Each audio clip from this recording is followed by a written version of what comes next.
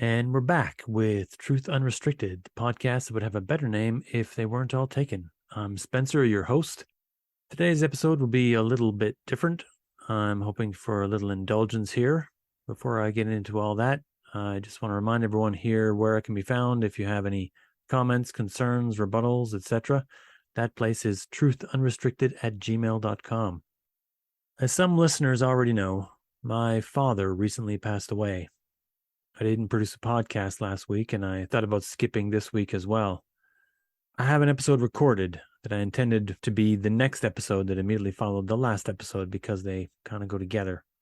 But today's episode is about what's on my mind right now, the thing that's distracting me from everything else in my life at the moment.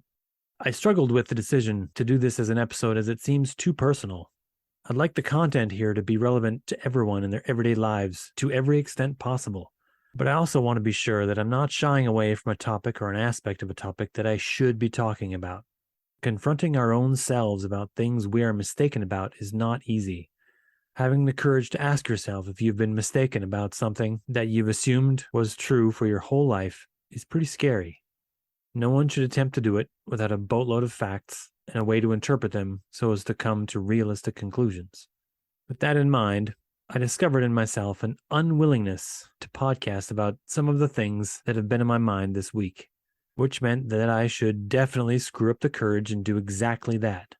If I'm ever going to ask a flat earther to rethink everything they firmly believe about the shape of the world, then I need to be able to talk openly about death. If I'm going to have the audacity to say that I'm not restricting the truth and to put that as the name of the podcast, then I need to be able to deliver. So here's what I think about death. Each of us will have to face the deaths of each of the people we know and love. This is true only for the people who don't outlive us. The people who outlive us will have to, in turn, face our deaths. The situation seems utterly hopeless when viewed through this prism. The inevitability of death weighs upon us at every moment, forever waiting. Some aspects of moral philosophy state that we should work to avoid suffering. This is, of course, a simplistic view. If we were to ignore the greater perspective of humanity, we could easily come to the conclusion that it would be better to avoid all that suffering. This would inevitably lead to the conclusion that it would be better to not open yourself up to anyone lest you have to suffer the loss of them. It would lead to the idea that it would be immoral to allow another person to know and love you lest you cause them to suffer the loss of you. This is why philosophy and logic are so difficult to navigate. It's possible to carve away many things, to inspect only one aspect of humanity, and then to draw completely false conclusions due to a lack of perspective. Moral philosophy should be about increasing the amount of joy in the world, not simply about reducing suffering. There are a lot of references to this in art and media. Here's a few that come to mind. Paul Simon wrote a song called I'm a Rock, in which the narrator of the song proclaims, "If I'd never loved, I never would have cried." Garth Brooks wrote The Dance and said, "I could have missed the pain, but I'd have had to miss the dance." Spoilers for the Matrix series here, but in the Matrix movies, Agent Smith comes to the conclusion that the purpose of life is to end, and then promptly attempts to help life reach that purpose. Should we live our lives in isolation to avoid the pain of someone's passing? Should we keep to ourselves to save others the pain of our passing? Obviously, we cannot. You could not work to protect someone from being hurt by your passing if you couldn't get to know them well enough to know you cared whether they might be hurt by your passing. To avoid caring for someone, to avoid being hurt by their passing, would be to cut off your nose to spite your face. The experience of caring for another person far supersedes any downside brought by their death. But death itself is actually meaningless. It has the definition of the void, or the shadow. It is defined only by the lack of another thing, and it cannot be known or defined without that other thing. Life defines death. So then, what is the meaning of life? If death is defined by life, and we don't have a reasonable grasp of the meaning of life, then are we also stuck for a reasonable meaning for death? I'm not convinced.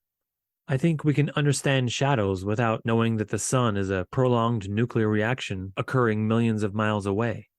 Death is simple. It's the moment where life ends. The shadow metaphor breaks down here. Shadows are everywhere light is not. But death isn't defined as everything that is not alive. Death is about the moment that life stops. It's defined by a thing that was once alive and now is no longer.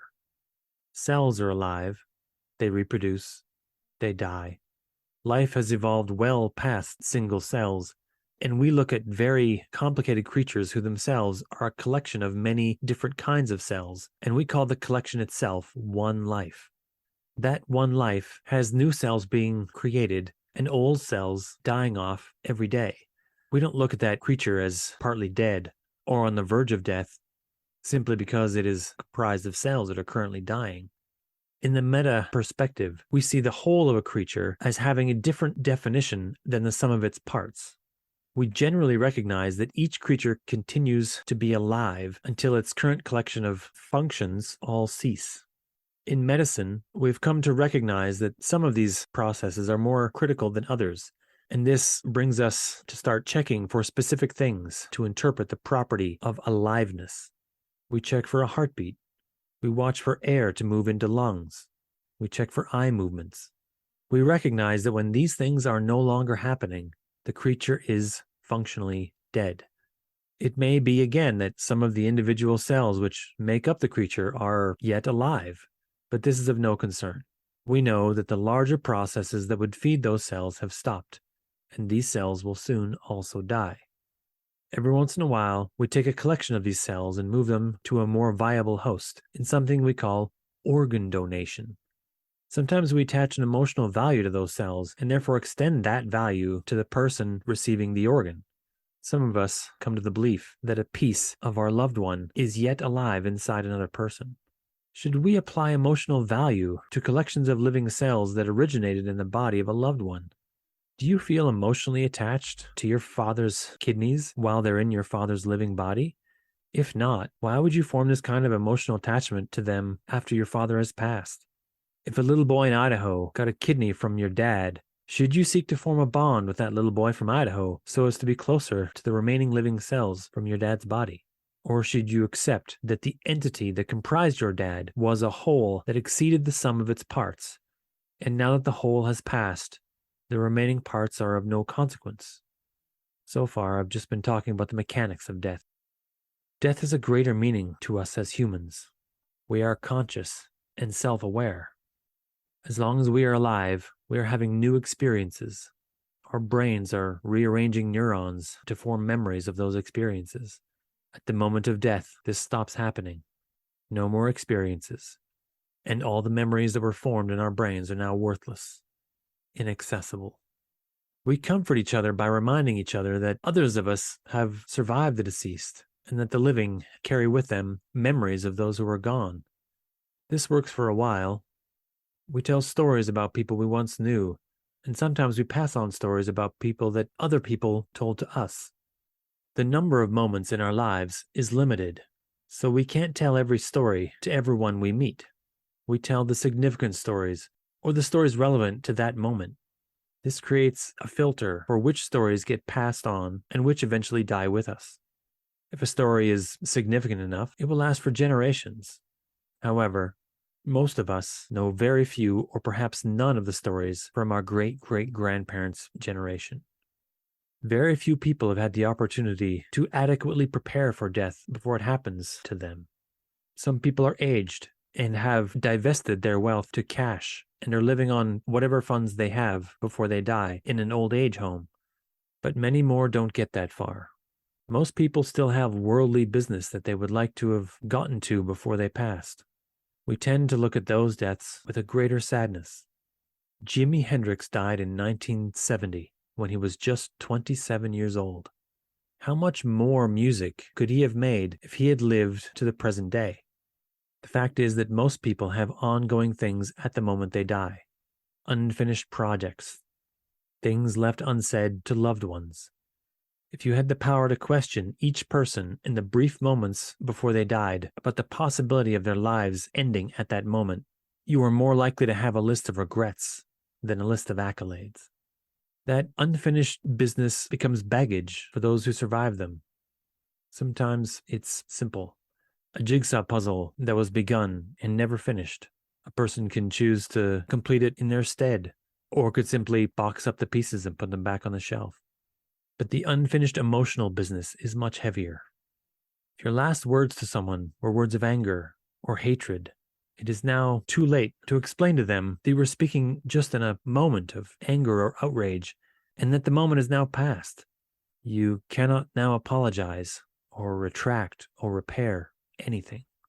Death ends all do-overs.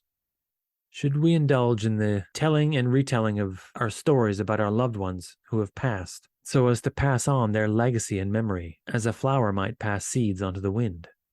I'm not here to tell you one way or the other. Instead, I'm here to tell you to take a moment now to realize what it is you're doing. Not just what it is you're doing to remember your loved ones who have passed, but what it is you're doing in all moments with all people you interact with. Live your life now and into the future in a way that the people around you might want to tell stories about you. Give your life and your energy freely to the world so that you might leave a mark upon it. Think, feel, express. If you're not very good at any of those things, then practice them. Do each of them a little more each day until you feel confident enough to do them with someone else. Your thoughts and feelings will take on a greater meaning once you express them to other people. In the end, we're all we have. Until next time.